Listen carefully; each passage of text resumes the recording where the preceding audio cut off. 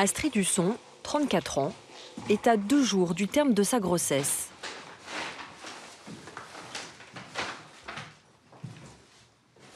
Ça, c'est pour l'arrivée. Donc, il nous demande un pyjama, la petite couverture polaire, les chaussons. Et ça, pour le séjour. Cette jeune architecte attend son premier enfant. Elle vient de s'installer avec son conjoint dans leur nouvel appartement. Les murs sont fraîchement repeints, les cartons déballés, la valise bouclée. On est prêt. Il n'est pas trop pressé de sortir, mais bon, tout va bien. Après, je me dis, il va peut-être arriver cette nuit, demain. Voilà.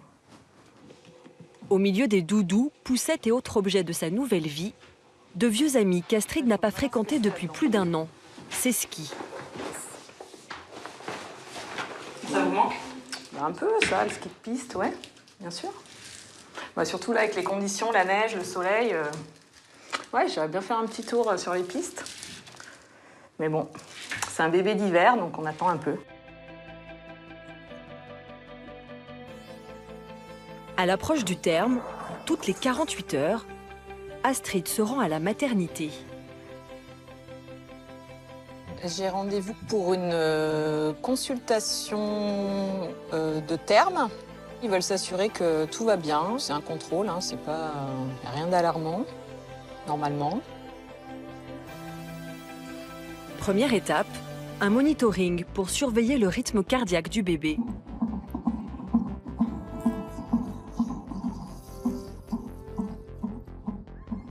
Le monitoring est parfait, votre bébé va très bien. Donc ce qui est important, c'est que là, le col se soit entrouvert, donc du coup, les choses maturent en douceur, donc c'est très bien. Vous allez pouvoir rentrer chez vous et attendre. Profitez bien de ces derniers jours. Merci, de tranquillité. Oui, c'est ça. Allez profiter du beau temps aussi. Et je reviens dans 2 jours s'il ne s'est rien passé, mais on va s'activer encore plus pour que ça déclenche, quoi, tout seul. Et puis voilà, on va aller marcher, faire de la voiture, des dodanes. Voilà, mais tout va bien, donc voilà, c'est parfait. Astrid fera partie des 3000 mamans qui accouchent chaque année dans l'une des plus grosses maternités de la région Rhône-Alpes, l'hôpital Couple-Enfants à Grenoble. On y suit toutes les grossesses, mais surtout celles à haut risque pour la mère ou pour l'enfant. La maternité est classée niveau 3, car elle dispose d'un service de réanimation néonatale. Elle accueille les prématurés et les nouveau-nés en détresse grave à 100 km à la ronde. Dans cette région montagneuse, certaines mamans mettent plus d'1 heure à arriver et il faut parfois aller les chercher en hélicoptère.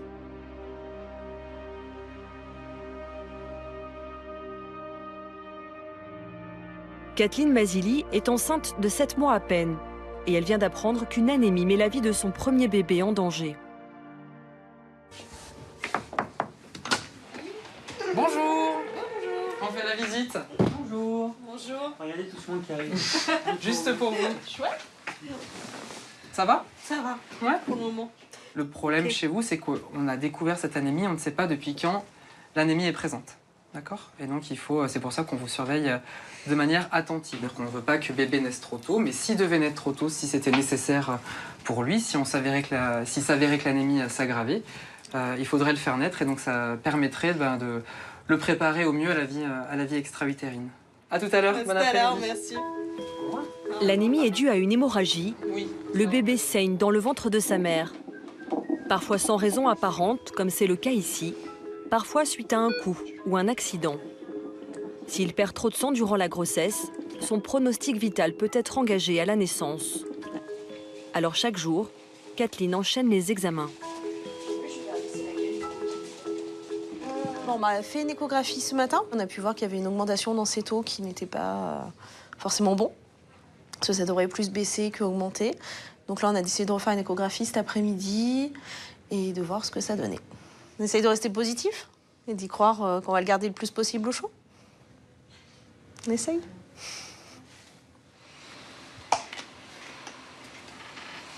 Vous l'avez bien senti là? Cet après-midi. Ouais. Virginie Guig, la gynécologue, réalise un Doppler. Elle mesure le débit du sang dans une des artères du cerveau. Plus le débit est rapide, plus l'anémie est sévère. Ouais, donc je reste à peu près aux Même mesures que ce matin. Ouais. Le médecin est inquiet. Alors, on va aller regarder ces petits reins. Par rapport à cette anémie-là, on a une mesure qui est limite. Ça peut entraîner une insuffisance cardiaque après et des choses un petit peu plus compliquées si jamais on a une anémie sévère. Donc là, c'est vrai qu'on n'est pas dans ce stade-là actuellement. Et justement, on va éviter d'en arriver là, d'avoir des complications trop importantes. On va probablement faire quelque chose. Il n'y a pas d'urgence extrême à faire quoi que ce soit. Ouais. Mais bon, là, si on reste sur des taux comme ça élevés, je pense que on va probablement faire naître ce bébé dans pas trop longtemps. Hein, peut-être demain matin, d'accord?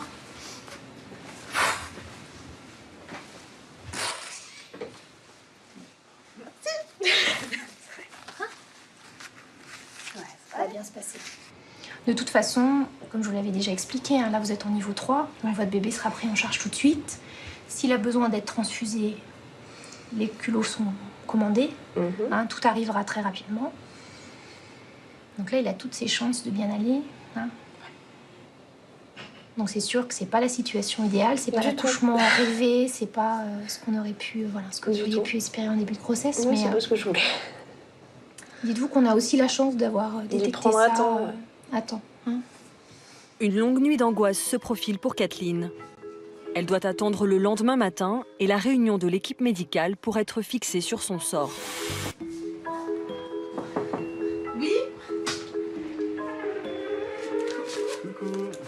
Guillaume, le futur papa, rejoint sa femme après sa journée de travail. Bon, je ramène des fleurs une fois de plus. Merci. C'est gentil. Merci. On est chouchoutés à l'hôpital. Ça va? Bien. Ouais, ça va. Alors les nouvelles? Pas plus que ce matin. J'ai vu ta sage-femme, Laure. Tu l'as vu, ouais. Ouais. Tu l'as croisée? Super sympa. Ouais, elle est passée me voir. Ouais, elle m'a dit qu'elle te suivrait jusqu'au bout. Jusqu'au bout. Qu'elle t'avait rappelé ce soir, qu'elle était contente qu'on l'appelait hier soir. Voilà, elle me suit, elle continue. Bon, bah génial. Vous êtes inquiet, Guillaume? Oui, un petit peu inquiet, déjà pour sa santé. Inquiet de savoir si tout va pouvoir bien se passer pour la maman, pour le petit. Voilà, après, le voir en couveuse, c'est pas une image forcément agréable qu'on va avoir tous les deux. Mais bon, s'il peut être en bonne santé maintenant et qu'il n'y aura pas de séquelles, ce sera l'essentiel. Leur petit garçon risque de naître 2 mois plus tôt que prévu. Guillaume doit préparer la valise en catastrophe. T'as la sienne. T'as La mienne, tienne? La mienne. Et ben on va préparer tout ça. Cadeau. Bah à tout à l'heure. À tout à l'heure. La pression monte pour le futur papa, d'autant qu'à la maison, rien n'est prêt. Alors la chambre, elle n'est pas du tout terminée. Pas de tapisserie au mur. On l'a enlevée juste ce week-end en pensant pouvoir la faire tranquillement demain. Ensuite, il faudra monter le lit qui est encore dans les cartons. Alors ça fait partie des nombreux doudous qu'on a achetés. On va tout prendre, la petite boîte. Guillaume semble un peu perdu au milieu des bodys, des pyjamas et turbulettes. Alors pour ne rien oublier, il opte pour une stratégie radicale. Il prend tout. Du coup, cette fois-ci, on est bon. La valise est terminée.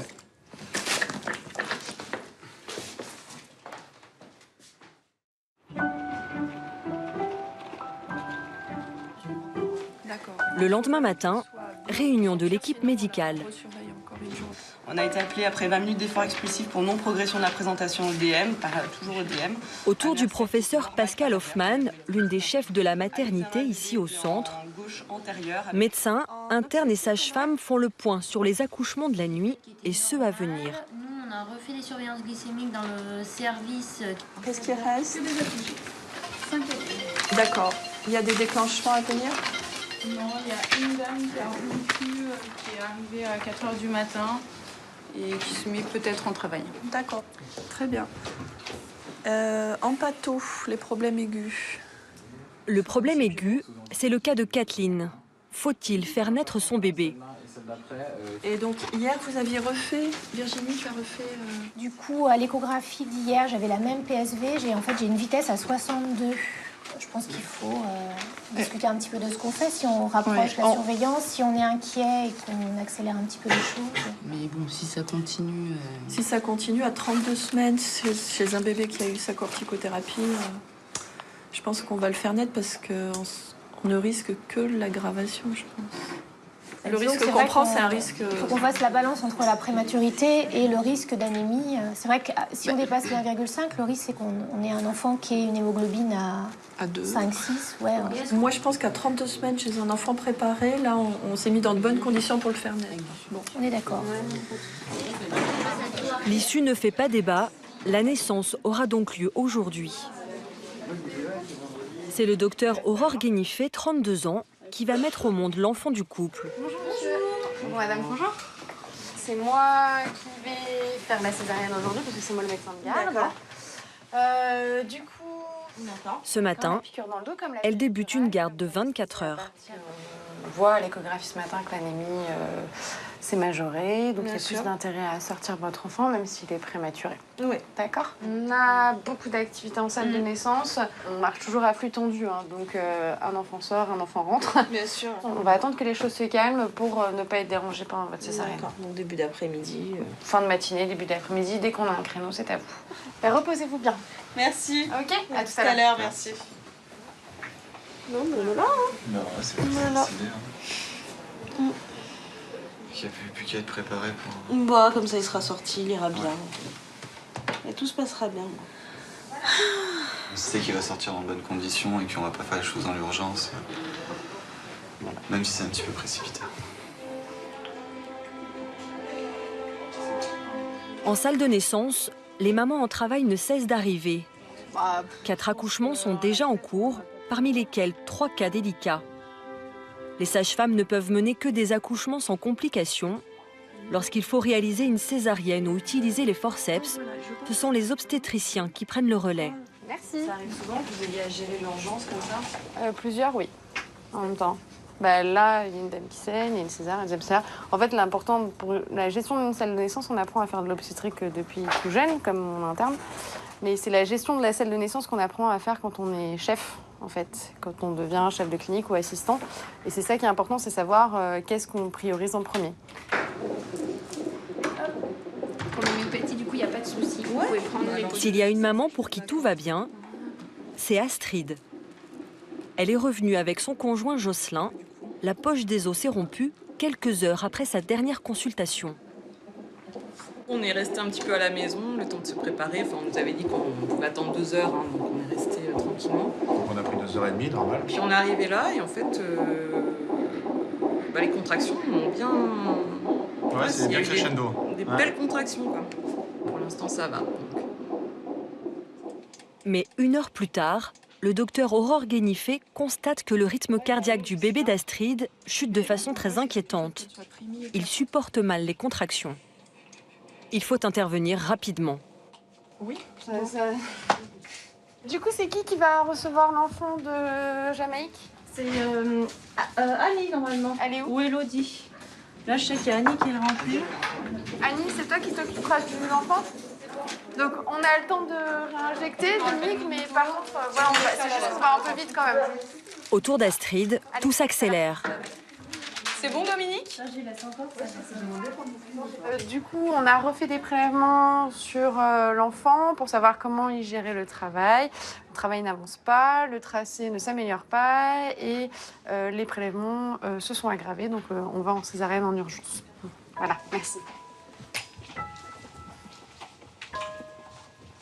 Je suis désolée, on va en césar. Pas de souci.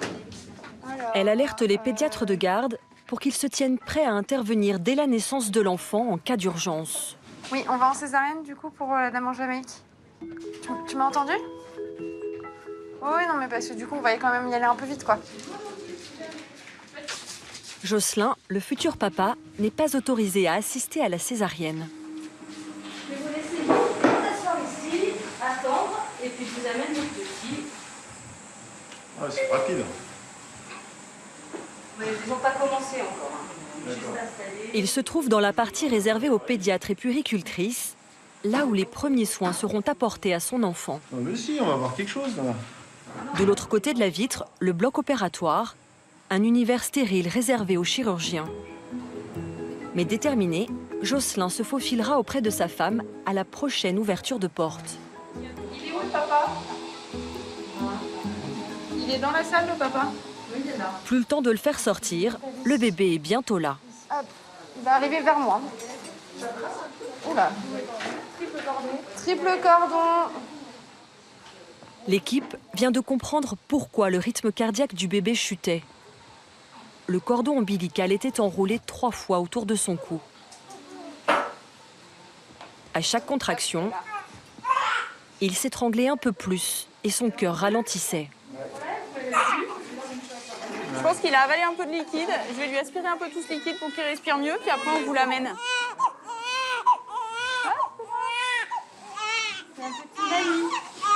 Mani. Mani. Eh ben bienvenue. Eh ben il va tout bien, Mani. Vous voulez lui apporter? Allez.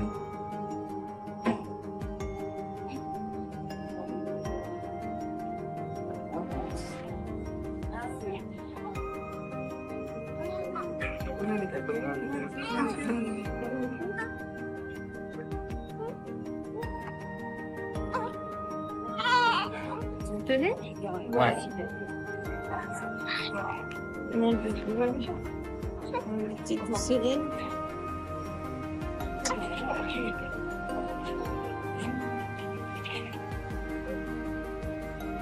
Pendant que les chirurgiens terminent la césarienne, Jocelyn part faire connaissance avec son fils. Il s'installe pour ce que l'on appelle un pot à pot, un câlin intense qui va aider Mani à se réchauffer. Oui, il est frais, je suis désolée. Nettoyer.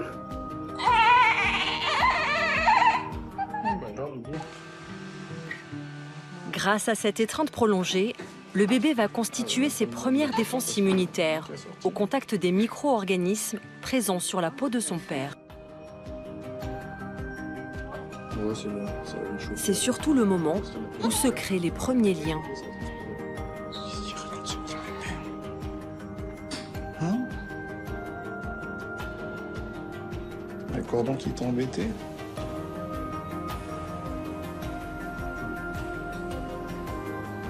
Ils sont bien ouverts, c'est sûr. C'est qui? C'est qui là? C'est pas toi. Aurore, la jeune obstétricienne, est toujours au bloc. Et elle risque d'y rester encore un moment. Aurore, il y a Aude qui me fait dire que sa patiente est toujours à 4 cm et il y a des ralentissements sévères. Il faut qu'elle passe un lactate ou il faut qu'on aille en César. Ok.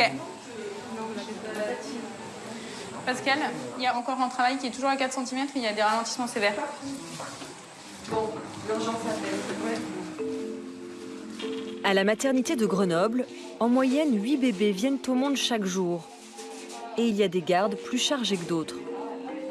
Aurore, en poste depuis 4 mois, gagne près de 3 500 € par mois, quel que soit le nombre d'interventions.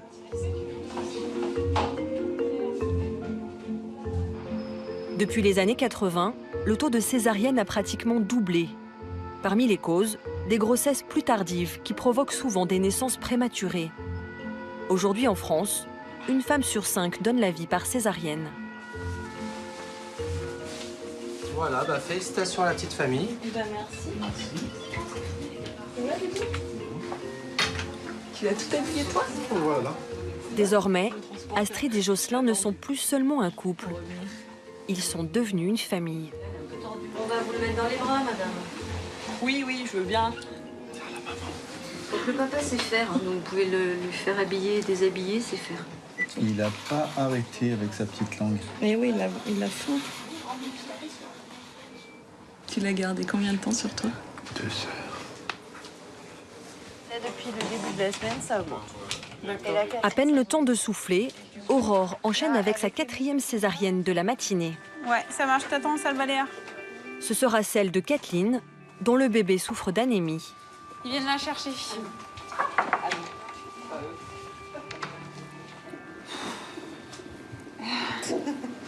Je stresse, maman.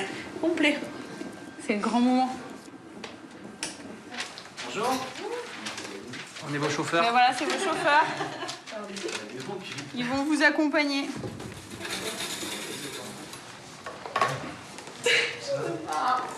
Bientôt fini, madame, vous inquiétez pas.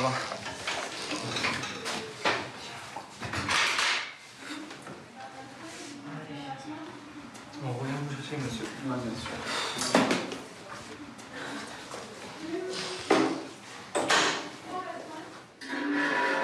Cela fait une semaine que le couple vit au rythme des examens et qu'il attend d'être fixé sur l'état de santé de son bébé. Kathleen a aussi très peur de la césarienne. Ça va? C'est un peu difficile là. Qu'est-ce qui vous arrive? C'est la panique? Cette césarienne est très délicate. L'enfant est un grand prématuré d'à peine 7 mois et personne ne connaît la gravité de son anémie. Si elle est trop sévère, il aura immédiatement besoin d'une transfusion sanguine. C'est bon. Je vais faire un peu de petite sédation. Tu veux inciser ou pas? Aurore s'assure que les pédiatres, postés de l'autre côté de la vitre, sont prêts à intervenir. Bah attends, elle a été voir si on l'avait reçu ou pas. Tu vois? Quand trop dur. Voilà. Allez, on va voir maman. Regardez. Mon bébé! Il se débrouille tout bien. Hein.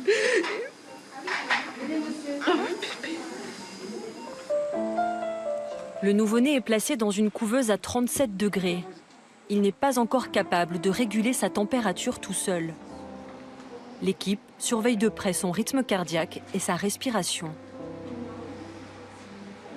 On a mis les petites électrodes qui permettent de le surveiller. Et puis comme ça, quand il est dans la couveuse, on peut le garder bien déshabillé et le voir facilement comment il respire, comment ça se passe. Bah bien sûr, là je peux pas vous lâcher. Dylan part pour son premier voyage. Il est conduit à quelques mètres de là, dans le service de néonatologie. Dylan. Il commence sa vie en soins intensifs. Papa est là, et moi c'est Cécile, et je vais prendre en charge avec le reste de l'équipe. Ben, installez votre bébé, on va tout vous expliquer au niveau de l'équipe. Petit Dylan, bonjour. Voilà, petit Dylan. Comment va la maman? Je pense qu'elle est un peu sous l'émotion et... On est passé par césarienne, vous voulez? Oui. On est déjà en train d'embêter. On est déjà en train de t'embêter. Félicitations. Merci. Merci. Voilà, donc on a un cœur, on a la saturation, c'est tout correct. C'est votre premier? Oui, c'est mon premier. On va vous accompagner puis. Non, mais tout ça. Si déjà il est sorti en super bonne santé, c'est... Là, il est bien Enfin, pour il est- l'instant. voilà, on Après, est- il va voilà. falloir voir comment il évolue déjà dans les 24 heures. Et puis, aussi bien, tout peut très bien se passer On va croiser les autres, je pense. jusqu'à là. Dylan va maintenant être ausculté par la pédiatre Johanna Parra. Ouais, ça suffit.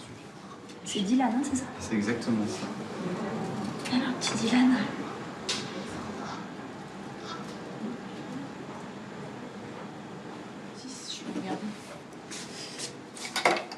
Cette césarienne, est-ce qu'elle aurait pu avoir lieu dans une maternité à niveau 1 ou 2? Non. Compte tenu de la suspicion d'anémie fétale, il y avait un gros risque que cet enfant n'aille pas bien à la naissance. Selon la sévérité de l'anémie, l'enfant peut aller bien, comme c'est le cas là actuellement, comme peut aller très mal et avoir besoin d'être intubé, d'être transfusé en extrême urgence, des fois d'être massé. Donc, bon, là, ça se passe très bien. Ouais, Donc, super. heureusement. Dans un niveau 2, cet enfant aurait été pris en charge tout de suite, mais après, il aurait dû être transféré dans un second temps en niveau 3. Donc, ça fait beaucoup de prise en charge, beaucoup de délais pour après arriver en réanimation. Donc là, au moins, si ça s'était mal passé, il était tout de suite sur place. À la fois très médicalisée et très feutrée, la néonatologie est un univers à part au sein de la maternité.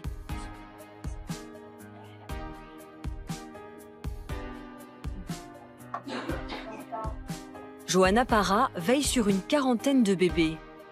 Depuis 10 ans, la prise en charge des prématurés a considérablement évolué. Ici, ils sont 2 maximum par chambre. Les soins, les repas, tout est fait en fonction du rythme de chaque enfant. Ce petit garçon est né à 30 semaines, soit au début du 7e mois de grossesse. Il a besoin d'une aide respiratoire. On regarde comment il respire spontanément avec son masque là. La machine, elle est juste là pour pousser de l'air en continu dans ses poumons, pour aider, si vous voulez, les poumons à rester bien ouverts pour que les échanges en oxygène se fassent correctement. D'accord. Avant le 8e mois de grossesse, les poumons des bébés ne sont pas terminés.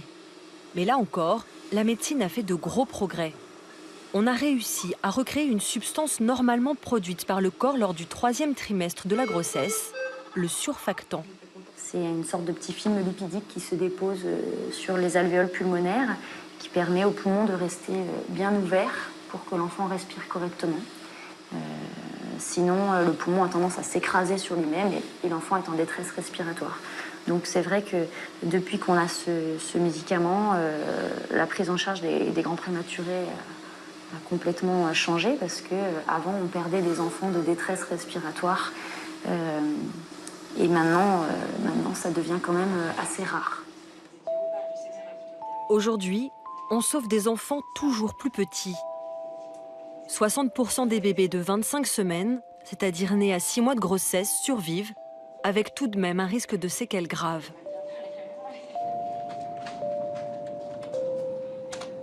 Des bébés tellement fragiles qu'ils font l'objet de toutes les attentions. Joanne, infirmière puéricultrice, a pris Dylan dans ses bras pour ne pas le laisser seul. Elle travaille ici depuis 10 ans. Elle a vu les pratiques évoluer, avec une constante, le bien-être des prématurés.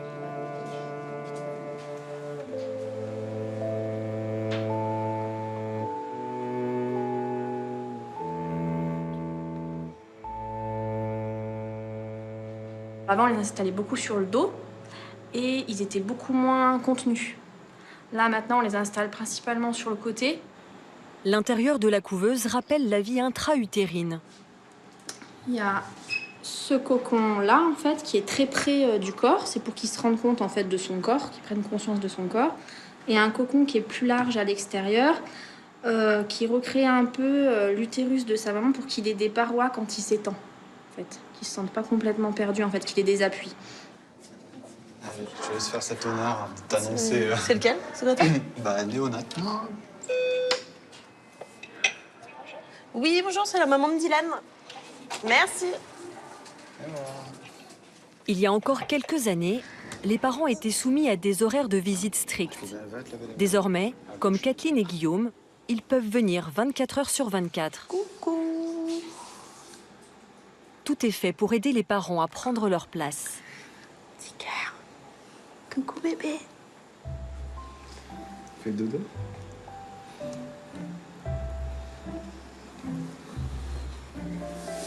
Le petit doudou.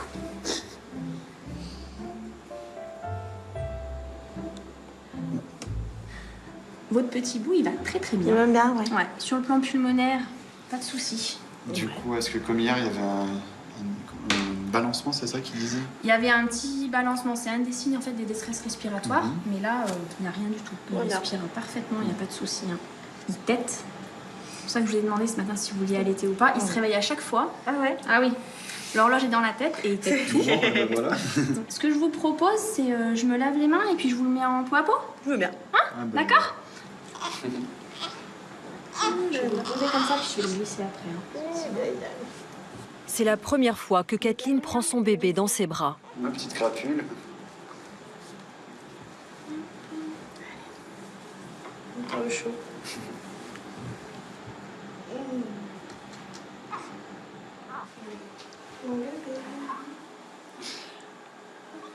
C'est important parce que c'est le premier lien entre l'enfant et la mère. Il est au chaud, il a l'odeur de sa peau, il entend le battement du rythme cardiaque de sa maman, chose qu'il entendait quand il était in utero. Donc c'est le meilleur endroit en fait où il peut être. Hein. Petit bébé. On aura fait voir toutes les couleurs, t'auras déjà. Il est tout poilu. Il est à pleine d'UV de partout. Dylan restera 25 jours à la maternité avant de rentrer chez lui, en parfaite santé.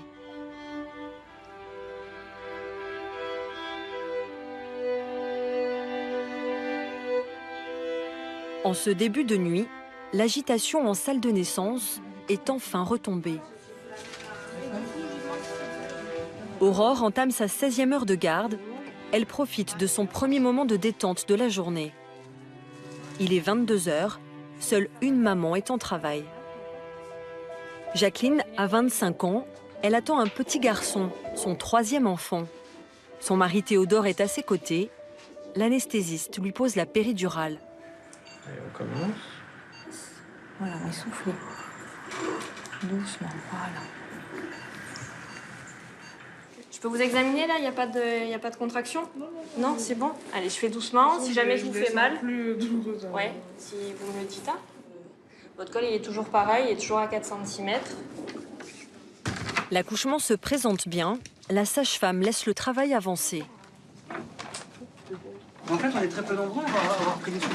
Bah, je sais pas, on m'a dit commander sushi, j'ai commandé des... L'équipe en profite pour dîner. Je te repose. Ça doit être dans le tiroir là-bas. Mais le répit sera de courte durée. Aurore, le seul médecin de garde cette nuit-là, est appelé pour une urgence absolue. On a la dame qui était hospitalisée pour un placenta accreta qui saigne. Il saigne de manière assez abondante. C'est une situation d'extrême urgence. Ça, on est à 25 semaines. Donc ça va être un petit peu compliqué. Le placenta de la patiente n'est pas fixé au bon endroit sur la paroi de l'utérus. Il y a un risque d'hémorragie massive lors de l'accouchement. Aurore ? La vie de cette femme, déjà mère de famille, est en jeu, celle du bébé aussi. Je vais appeler les pédiatres pour les prévenir quand même. Donc là, on va voir, on va essayer de temporiser parce qu'on est extrêmement tôt dans la grossesse et que cet enfant, il a quand même des risques de décéder.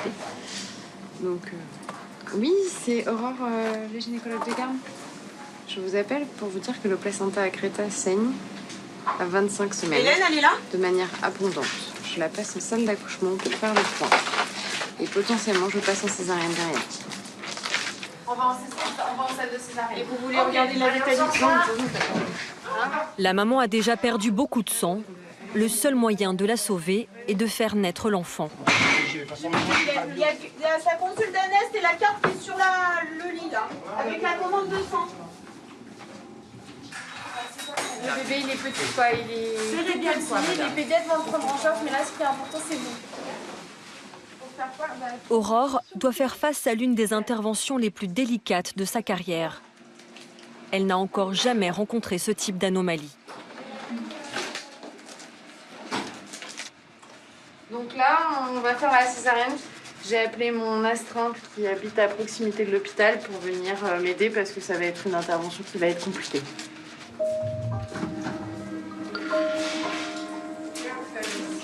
Dans la salle de réanimation, Johanna, la pédiatre, se prépare. L'enfant va naître à 6 mois à peine.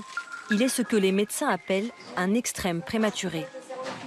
Il risque de ne pas respirer tout seul. En plus, la césarienne risque d'être difficile, donc il peut ne pas bien supporter la naissance. Donc il risque d'avoir besoin d'être intubé, peut-être plus, donc on va voir. Elle a à disposition tous les instruments dont elle pourra avoir besoin. Une fois l'enfant mis au monde, chaque seconde comptera. La sonde d'incubation, de quoi l'oxygéner, de quoi le réchauffer, et puis éventuellement de l'adrénaline si jamais son cœur ne démarre pas tout seul. Il est estimé 700 grammes la semaine dernière. Ok. Au bloc opératoire, la césarienne commence. Tout va se jouer en quelques instants. Pourtant, Du côté des pédiatres, l'attente semble interminable.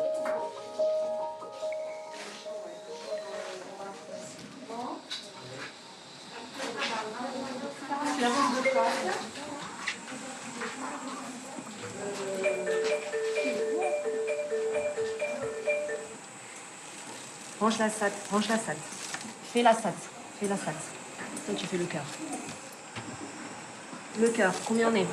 Intubé à 3 minutes. Adré. Allez, encore, plus vite, plus vite. Vas-y, aspire. Vas-y, merci. Enlève-toi. Attends, mais on n'a toujours pas de cœur, on fait une 3e dose d'Adré avant. Adré, l'Adré est là. Ce que les pédiatres redoutaient tant se produit, le bébé ne parvient pas à respirer seul et son cœur n'arrive pas non plus à battre sans massage cardiaque. Vas-y, branche les électrodes. Vas-y. La mère a perdu près de 3 litres de sang. Les chirurgiens sont obligés de retirer l'utérus pour stopper l'hémorragie. Dans chacune des pièces, les équipes livrent un combat acharné pour la vie. Pose une sonde gastrique, aspire-le. Vous avez les poules qui vont avec. Le surfactant, allez, on prépare le surfactant. On continue, 13 minutes 90. Allez. Non, radical, dès que j'arrête, il radical. Masse. On a un cœur. C'est la SAT qui redescend là. On est à une dose d'Adré. 100% de ça, l'oxygène et tout. Hein? Ah ben voilà, mets ça. Dis-moi. Non, mais si t'as d'autres idées là, parce qu'on en a tout fait, hémoglobine, le dextro, le pneumothorax, et il démarre pas quoi. Et on est à 24 minutes de vie et on n'a pas de... T'as rien du tout? On n'a rien.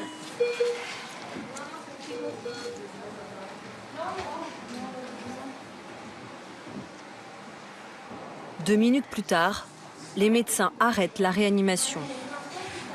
Vous avez pesé? Non, on passe. Faut qu'on le pèse pour le déclarer? L'enfant n'a pas survécu. L'équipe se recueille autour de lui.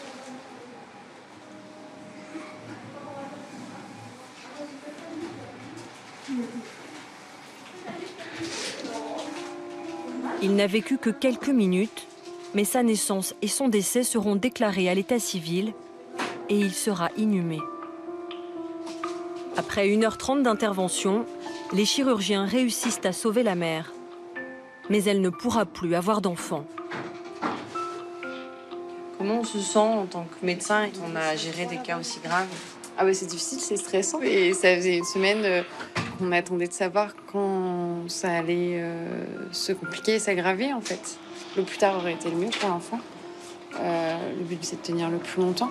Maintenant, un placenta crêta qui a commencé à saigner, il y a forcément un moment où ça va saigner, comme là ce soir, de manière beaucoup trop cataclysmique pour qu'on ne fasse rien. Donc là, c'était une césarienne pour sauvetage maternel.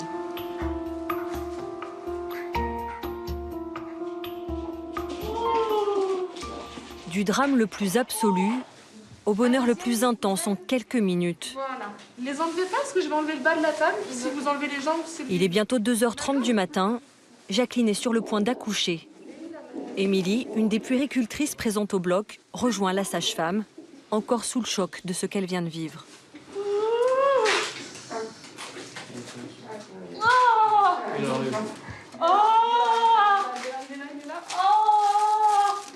Il a la tête dehors déjà. Allez-y, encore un coup pour l'épaule. C'est bon, c'est fini. Tu peux faire la dédé. Je t'attends. Il a tout plein de cheveux. Regardez, madame. Regardez qui arrive. Hop là. Et voilà, félicitations. Félicitations. Vous avez été super. Comment il s'appelle ce petit prince? Nicolas. Nicolas. C'est joli comme prénom. Prendre de la distance avec ses émotions, bonnes ou mauvaises, fait aussi partie du travail d'Émilie. Comme ses 200 collègues de la maternité, elle dit avoir appris à se protéger, naissance après naissance. Oh, Luna, je vais dormir.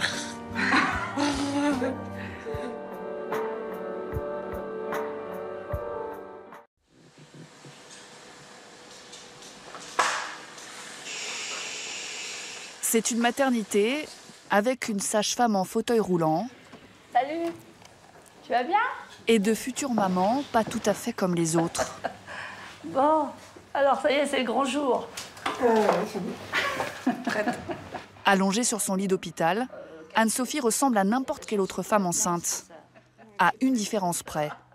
Alors qu'elle doit accoucher dans quelques heures, elle n'a jamais senti son bébé à l'intérieur de son ventre. Depuis un accident de voiture il y a 10 ans, elle a perdu toute sensibilité dans le bas de son corps. Je sens pas les contractions comme une personne valide normale, quoi. On est un peu dans la position du père pour une personne valide qui touche le ventre de sa femme et sent les... Et sent si bébé bouge, etc. Quoi. Vous le sentez pas de l'intérieur, vous le sentez... Voilà, je sens sur ma main que mon ventre bouge, quoi. Depuis l'accident, Anne-Sophie a perdu l'usage de ses jambes.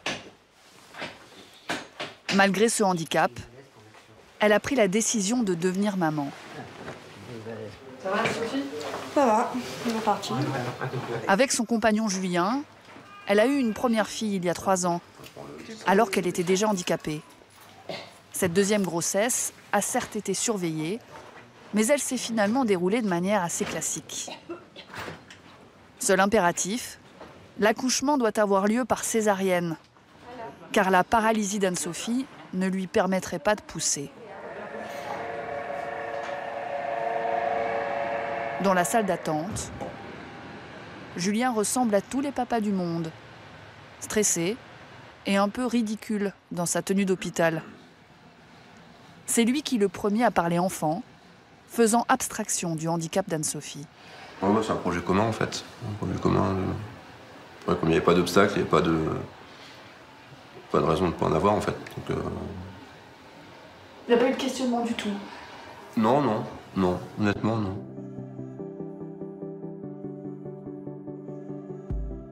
Il est là, papa? Et voilà ma fille. Hop, coucou pitchounette.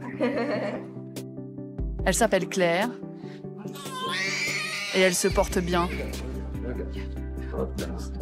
Ça comme ça. Ça va, t'es pas quoi? Là, comme ça. Non, je suis pas drôle là. T'es bien au chaud. Mets la main comme sur la tête. Ça va la rassurer, là, de mettre poser la main sur votre tête. Après l'accident, les opérations à répétition, les centres de rééducation, cette naissance sonne pour Anne-Sophie comme l'une des grandes victoires de sa vie. Voilà. Avec maman là. On m'aurait dit il y a quelques années que j'aurais été maman, j'aurais pas cru. Hein.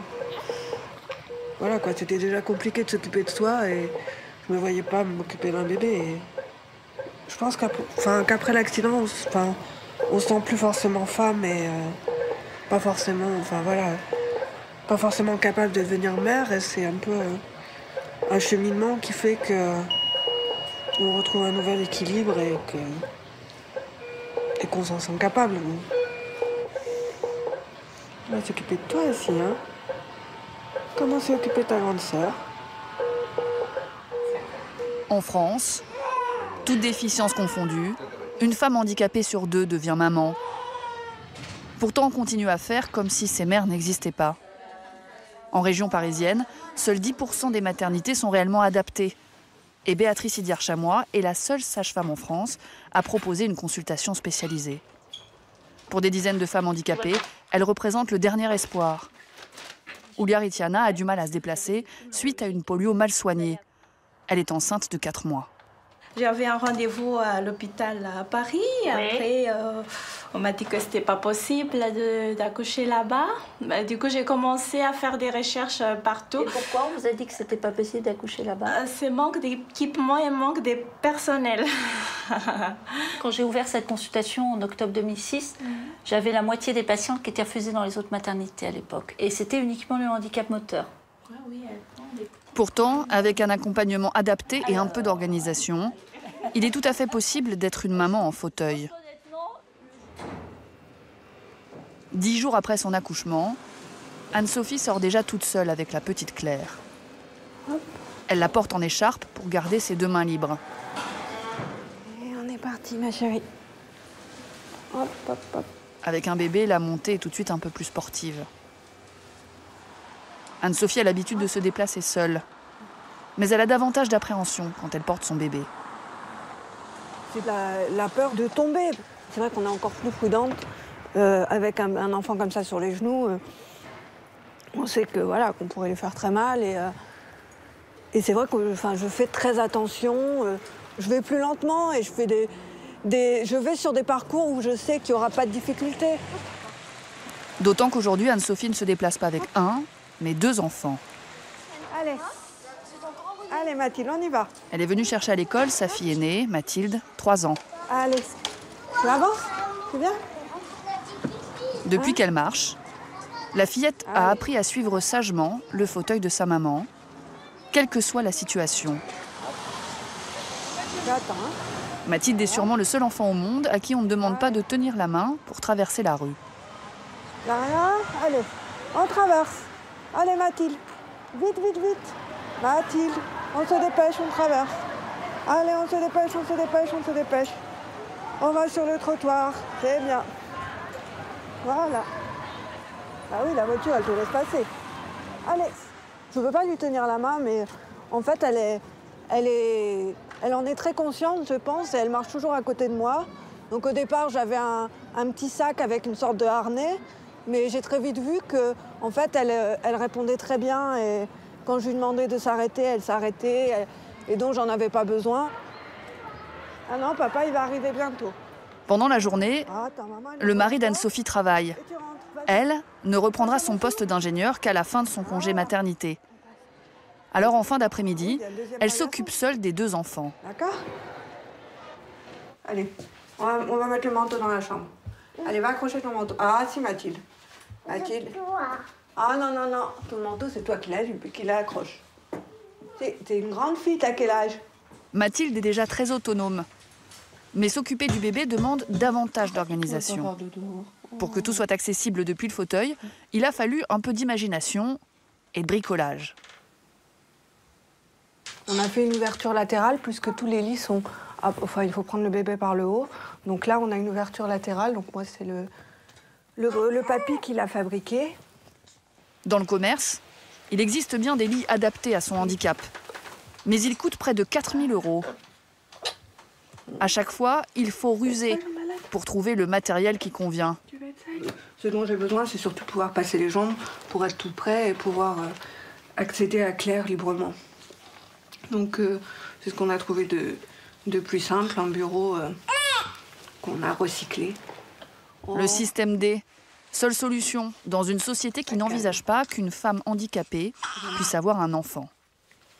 J'avais des regards un peu bizarres lors de ma première grossesse. À l'extérieur, je pense qu'une personne en fauteuil et enceinte, ça reste quelque chose qui est pas dans la normalité, quoi. Et finalement, on se rend compte que c'est faisable. Ah, mademoiselle? Voilà, on pleure plus. On va prendre le coussin. Aujourd'hui, Anne-Sophie est parfaitement autonome avec ses 2 filles. Mais pour d'autres femmes plus lourdement handicapées, avoir un enfant soulève plus de difficultés. Sarah est enceinte de 4 mois. Née prématurément, elle souffre d'infirmité moteur cérébrale. Elle ne peut pas se servir de ses jambes et elle a du mal à contrôler les mouvements de ses bras. Avec son mari Jérôme, elle est accueillie dans le seul service de puériculture de France qui réfléchit aux spécificités des mamans handicapées. Alors voilà la petite rondeur là. Bonjour. Ça commence? Oui, hein? Oui. Donc un peu. Ouais. Ici, avec l'aide d'une puéricultrice, on s'exerce sur de faux bébés qui pèsent le poids d'un vrai. Sarah ne sait pas encore ce qu'elle sera capable ou non de faire avec son enfant. Alors on commence. Oui. Alors. Le change de la couche. Oh là. Ah. Grande opération. Alors, oui. Non. À cause du handicap, les gestes de Sarah manquent de force et de précision. Vous n'aurez pas le temps de mettre la couche. Un simple changement de couche lui demande énormément de temps et d'efforts. Oui. Hop. Est-ce que c'est bien, Martine? Dites-moi. La puéricultrice se veut rassurante. Oui, justement, ce qu'on va essayer. Mais elle sait que Sarah va devoir apprendre à s'économiser. Vous, pour que vous soyez bien. Parce que les petites pressions, si c'est un peu difficile au bout d'un moment, franchement, vous mettez celle du milieu. Et ça tient. Hein. D'accord. Si, on n'est pas obligé de mettre les 3 à chaque fois. Hein, ouais. Parce que mine de rien, ça fait beaucoup. À la fin de la journée. Sarah ne se décourage pas. Et après une bonne demi-heure d'essai, grâce au conseil de la puéricultrice, elle semble plus à l'aise dans le changement de couche. Dernier mois. Si on avait un enfant, c'était aussi pour que je sois en mesure de tout faire toute seule parce que je ne veux pas être dépendante de quelqu'un pour m'occuper de mon enfant. Mais la situation la plus délicate et la plus risquée, c'est le transport du bébé. Notamment le maintien de sa tête. Avec tact, la puéricultrice fait comprendre à Sarah qu'au moment du bain, elle aura cette fois besoin de l'aide de son mari. Chez nous, en grandeur nature. Mais il faut quand même bien vous dire, si vous voulez, que pour la majorité des parents, les premiers bains, ils sont ensemble. Bah oui, hein, parce que le papa aime bien être là, et la maman aussi, du coup. Hein. Donc du coup, là, Jérôme, vous pouvez l'aider un peu. À chaque fois, il faut respecter les efforts de Sarah pour être une maman à part entière, Attendez ça, je vais vous rapprocher. sans jamais remettre en cause la sécurité de l'enfant. Encore peut-être un peu basse, ouais. C'est-à-dire, ce qu'il y a, c'est qu'il va falloir l'approcher bien. Voilà. Donc, Finalement, la future maman acceptera de se faire aider pour le bain. OK. D'accord. Hein? Parce que c'est bon là. La salle de bain et la chambre. Sarah est handicapée depuis sa naissance. Elle s'est toujours battue contre ceux qui affirmaient qu'elle ne serait pas capable d'avoir une vie normale. Aujourd'hui, elle travaille comme conseillère sociale dans une caisse de retraite. Elle est mariée. C'était en 2007, oui. Et enceinte. Personne ne peut légalement lui interdire d'avoir un enfant et son handicap n'est pas héréditaire. Mais à l'annonce de la grossesse, le couple a dû faire face aux remarques hostiles d'une partie de son entourage. Enfin, vous vous rendez pas compte, c'est du travail, mais Sarah n'y arrivera jamais toute seule. Il faudra toujours que tu sois là, il faudra toujours qu'il y ait quelqu'un. Et c'est vrai que... C'est Jérôme qui va tout faire, ça a été c'est moi qui vais tout formalisé faire. comme ça. Voilà, ça blesse. Ça blesse, on se dit que, en plus, on prouve depuis bientôt 10 ans qu'on vit tous les deux, qu'on est capable de faire plein de choses. Donc, je vois pas pourquoi certaines personnes s'évertuent à penser que Sarah n'est pas capable de faire ci, de faire ça, et que même c'est un... Enfin, j'ai même entendu, par rapport à notre vie de couple, que c'est un fardeau pour moi, quoi. Bien sûr qu'il faut faire les choses autrement. Ça ne veut pas dire qu'elles ne sont pas faisables. Il faut simplement trouver la bonne méthode pour le faire. Mais ça ne veut pas dire infaisable. Sarah est convaincue de pouvoir assumer pleinement son rôle de maman. Mais comment se sentir mère quand on n'a pas la capacité d'assurer les petits gestes du quotidien? Angéline, on va maintenant s'habiller? Parce que pour aller faire du vélo, il faut aller s'habiller, chérie. Angéline a 2 ans. Et sa maman Céline ne peut pas s'en occuper seule. Alors, on choisit tes vêtements doucement, Angéline, on y va. Le matin, quand son mari est au travail, elle se fait assister par Emeline, la marraine de sa fille. L'État n'a prévu aucune auxiliaire de vie pour aider les parents handicapés. Oh, un petit pantalon là, velours. Il est quelle couleur celui-ci? Oui, ça c'est pas mal ça. Avec le maillot bonjour. Allez, maillot bonjour. C'est Céline qui me dit, c'est elle qui choisit, je suis juste ses mains en fait. Moi j'attrape et elle me dit. Allez, on y va. Céline souffre du même handicap que Sarah. De quoi? Tu t'allonges? Et elle n'a pas assez de force au niveau des mains pour pouvoir habiller seule sa fille. Concentre-toi, concentre-toi. Voilà. Hop, la tête. C'est difficile parce que j'ai l'impression de pas savoir faire face à quelqu'un d'autre. Et ça, en tant que maman, j'ai l'impression de ne pas donner une bonne image à ma fille. Je me sens pas à la hauteur.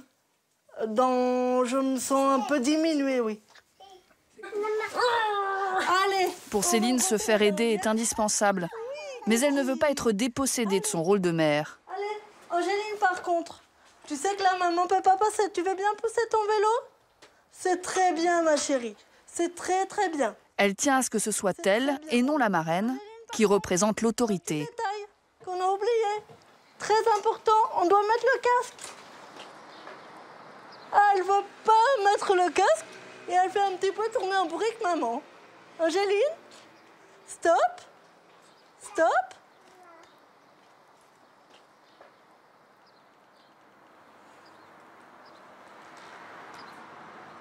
Voilà, l'essentiel là, c'est moi qui ai demandé à ce qu'on mette le casque et c'est moi qui ai commencé à le faire. L'important, quand je dis quelque chose, je commence au moins à l'exécuter et ensuite, si j'ai besoin d'un petit coup de main pour finir, Emeline peut très bien continuer. En grandissant, Angéline devient plus autonome. Du coup, Céline a franchi une étape et ose depuis quelques mois garder seule sa fille 2 après-midi par semaine.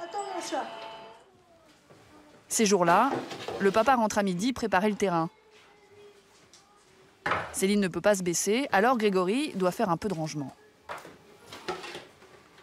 Le bureau, ça passe pour le goûter, enlever toutes les choses qui pouvaient servir de jeu immédiate qu'elle n'a pas le droit de toucher. C'est tout. Et laisser la place pour que le fauteuil puisse venir. Il vérifie aussi que Céline pourra attraper tout ce dont elle a besoin. Des lingettes, en cas, vérifier que les couches, il y a ce qu'il faut. Voilà, la table est OK pour que cet après-midi, ça se passe bien. Mais finalement, celle qui aide le plus Céline, c'est sa fille. Maman se positionne correctement pour bien faire. T'es d'accord, hein, tout ça? Oui, Angéline, pas trop vite. Pas trop vite, s'il te plaît. Oui, on tourne. Angéline s'est adaptée de manière étonnante au handicap. Angéline, elle connaît bien les gestes. La fillette fait ça depuis qu'elle a 10 mois. Saute, ma poule. Hop. Hop là. Et ça y est, Angéline est dans son lit. Vous avez jamais peur de la blesser quand vous faites ça? Non. Non. J'ai eu un peu peur au début. J'ai demandé à Grégory d'être présent les premières fois. Puis j'ai vu qu'elle aimait ça. Donc on a fait ça par jeu. Non, plus. Au départ, un peu n'importe quand dans la journée. Et puis maintenant, c'est pour la sieste. Allez, Angéline. Oui. Papa, il part, ma puce. D'accord? Tout à l'heure, papa. Allez. Je tire sur ton vilain nez. Stop, tranquille. Je t'en supplie.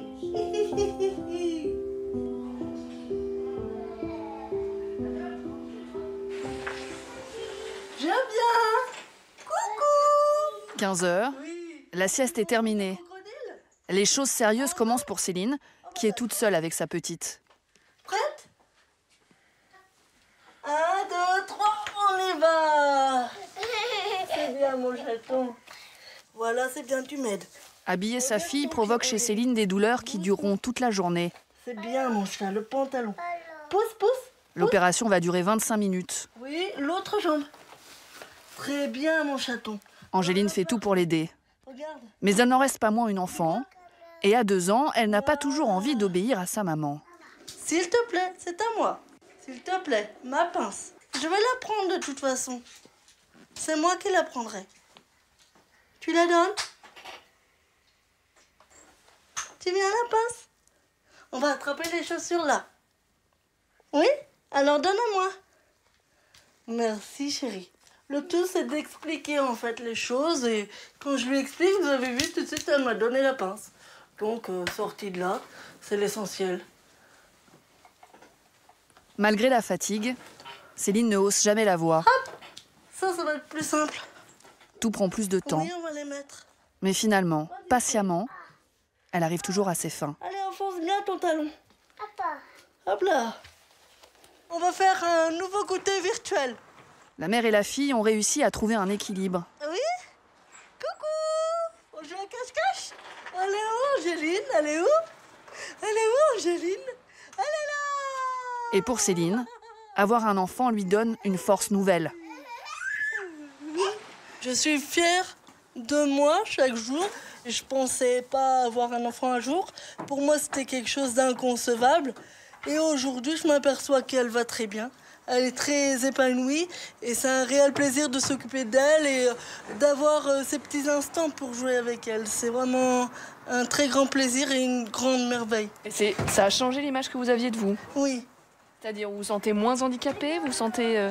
Non, je me sens, on va dire, plus femme, on va dire. je me sens plus femme qu'avant. Il y aura toujours des choses que Céline ne pourra pas faire seule avec Angéline. Mais elle essaye de prouver qu'on peut être une maman différemment. Avec Grégory, ils réfléchissent même à l'idée d'un deuxième enfant.